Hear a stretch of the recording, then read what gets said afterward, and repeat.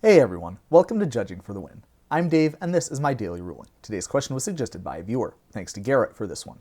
Amy plays Chandra's Ignition targeting Spinneret and Spiderling. Given that this creature's power is 4 or greater, does its bottom ability trigger once or multiple times?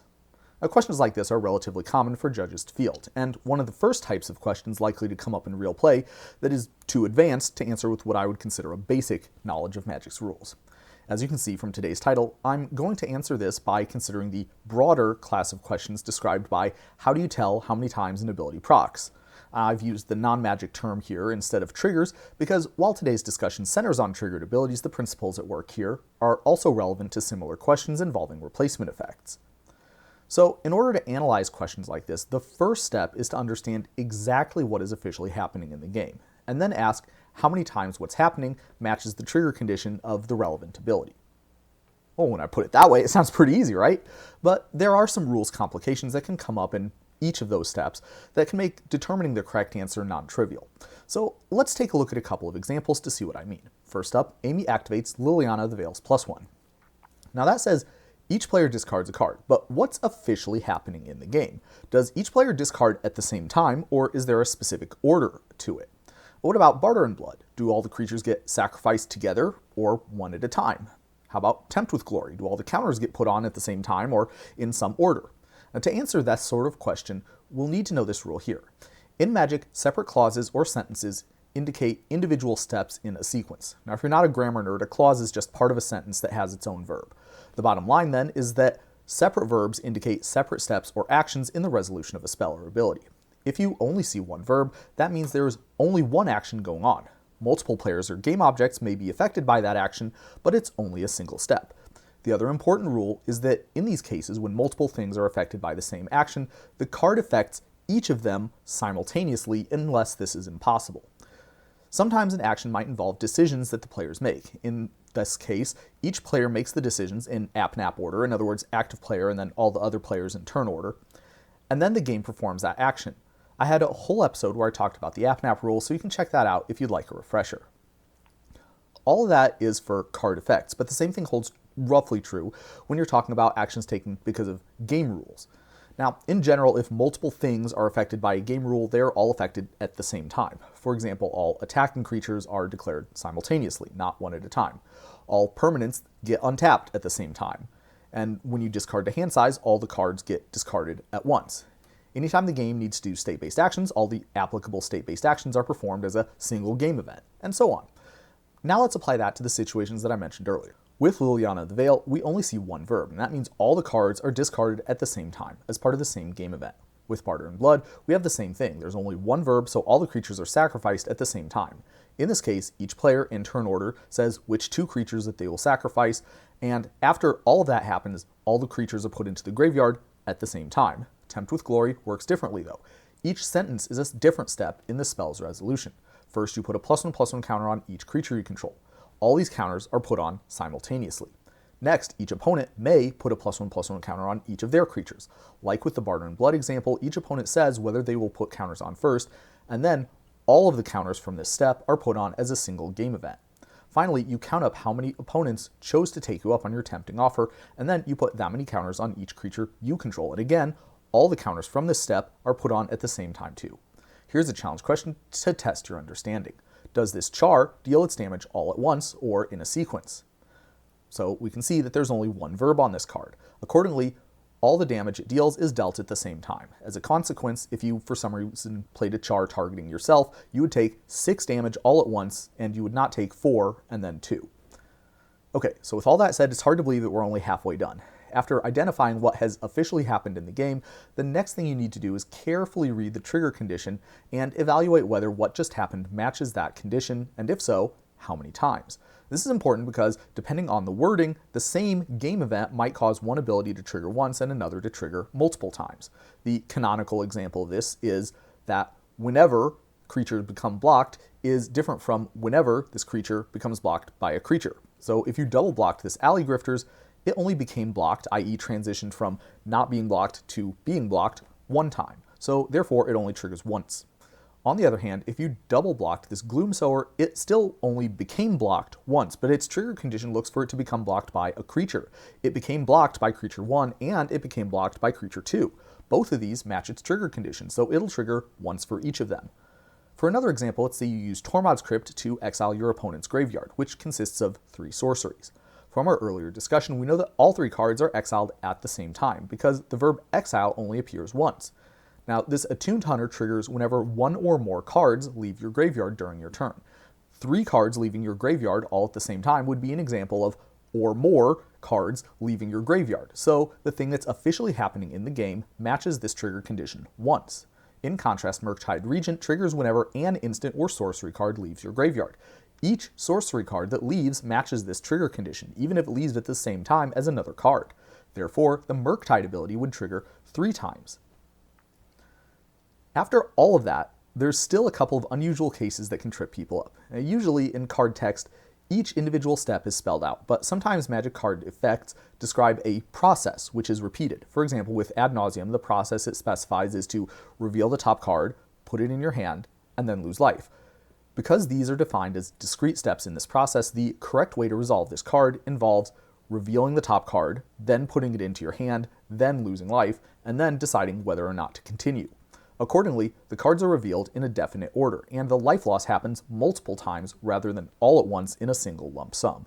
The word repeat is a solid indication that you're dealing with a process like this, but it is not the only possible way.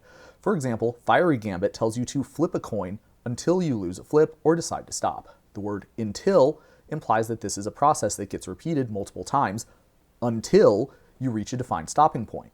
With Fiery Gambit, you don't flip all the coins all at once. You flip one coin, and then based on the results of that flip, you may decide to flip again, and so on.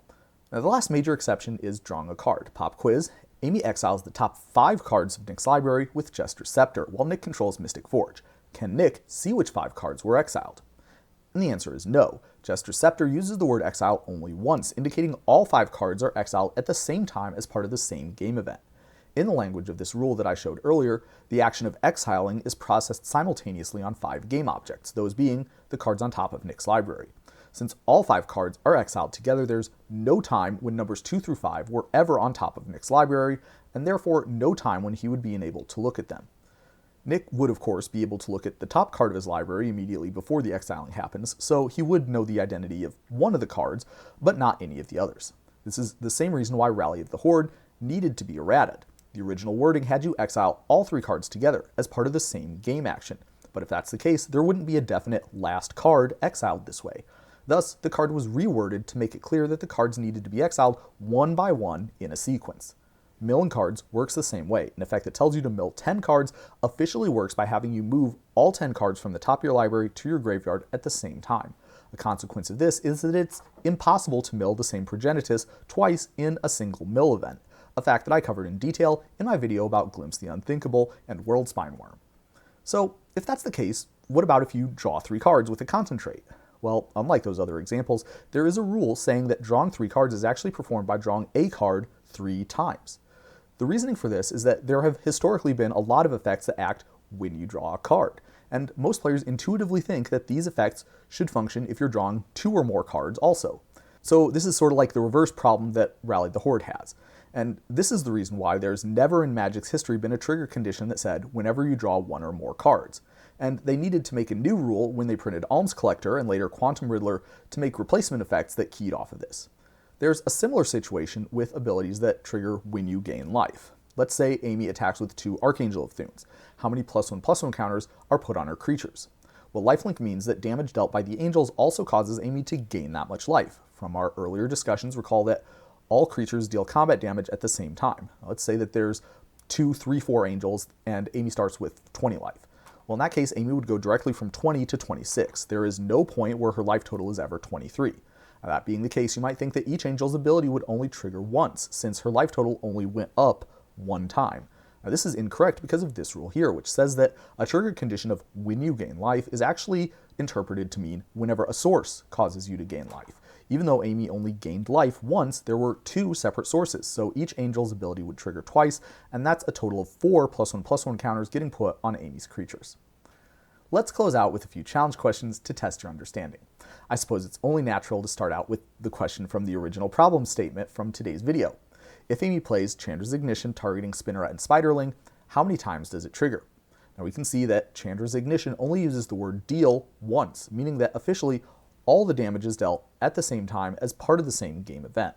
This means it is not possible to have Spinneret and Spiderling's bottom ability trigger more than once in this situation. On the other hand, the total amount of damage dealt will be 4 or more, even if SNS is a 1-2, as long as there are 4 or more things to deal damage to in play. So you could steal, exile, and play a card from the top of your library as long as you deal damage to enough things. Next, let's imagine that Amy plays Chandra's Ignition targeting this Flesh Reaver. How many times would its ability trigger? Observe that this ability is worded such that it triggers whenever Flesh Reaver deals damage to a creature or opponent. Even though all the damage is dealt at the same time, each creature and opponent that Flesh Reaver damages will constitute an independent instance of its trigger condition being fulfilled. Therefore, the ability will trigger multiple times. Alright, well, what if Amy plays Kindle the Carnage while she controls Dromad Pureblood? She discards 3 cards. How much life does she gain? And the answer is 3. When you resolve the Kindle the Carnage, you discard, then it deals damage, then you decide whether to repeat this process. The cards are discarded in a definite order, and the damage is dealt in discrete increments, not all together. Therefore, Dromad Pureblood's ability triggers 3 times. This is true even if it took lethal damage after the first hit, because state-based actions, such as putting lethally damaged creatures into the graveyard, are not performed during the resolution of a spell or ability. The Dromad Pureblood will therefore be in play to see each instance of damage dealt by Kindle the Carnage. That said, I suppose there should be an asterisk next to the answer that I gave. If a source would deal 0 damage, it is not considered to have dealt damage at all. Therefore, any lands or other cards with 0 mana value that Amy discards do not count as Kindle the Carnage dealing damage and will not cause Dromad Pureblood's ability to trigger. Next, here's one straight out of the Judge Vault. Amy controls the War Doctor and plays a Cascade spell. Here's the official wording of Cascade in the CR. Does Cascade cause the War Doctor's top ability to trigger once or multiple times? Now, at first blush, you might have thought that the definition of Cascade only uses the word exile once, so that means all the cards should be exiled together.